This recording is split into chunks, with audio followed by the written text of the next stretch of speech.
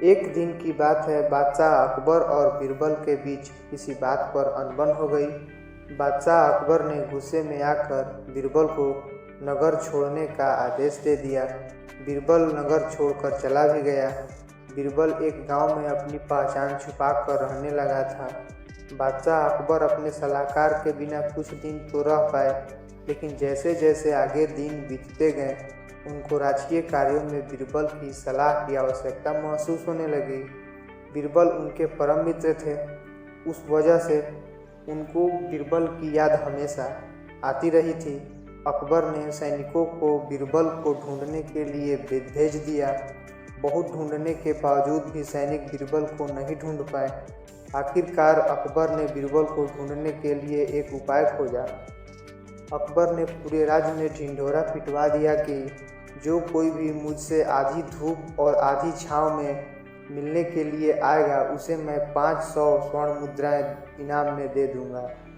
अकबर को पहले से ही पता था कि बीरबल के सिवा मेरे इस प्रश्न का जवाब और कोई नहीं दे सकता, और इस तरह मैं बीरबल को ढूंढने में सफल हो पाऊंगा। ये खबर उस गांव तक भी पहुंच गई थी जहां पर बीरबल छुपकर रहता था। उसी गांव में एक छोटा मोटा गरीब किसान भी रहता था। बीरबल ने सोचा कि अगर इस किसान को ये 500 स्वर्ण मुद्राएं मिल जाए तो फिर उनका बहुत भला होगा। यह सोचकर बीरबल ने किसान को अपने सिर पर एक चारपाई रखकर अकबर के पास जाने के लिए कहा। वो किसान ने भी बिल्कुल जैसा बीरबल ने कहा था वैसा ही किया। बादशाह अकबर के सैनिकों ने इस किसान को भरी दोपहर में अपने सिर पर चारपाई रखकर राजमहल की ओर जाते हुए देखा। सैनिकों ने तुरंत ये बात राजा अकबर को बताई कि महाराज, एक किसान अपने सिर पर चारपाई लेकर आ रहा है। राजा अकबर ने उस किसान को तुरंत ही अंदर आने की अनुमति दे दी। किसान ने अंदर जाकर बादशाह अकबर से अपना इनाम मांगा। अकबर ने उस किसान से पूछा कि पहले तुम मुझे सच सच बताओ कि तुमको ऐसा करने के लिए किसने कहा था। राजा यह चीज़ जानना चाहते थे। गरीब किसान ने सब कुछ सच सच बादशाह अकबर को बता दिया।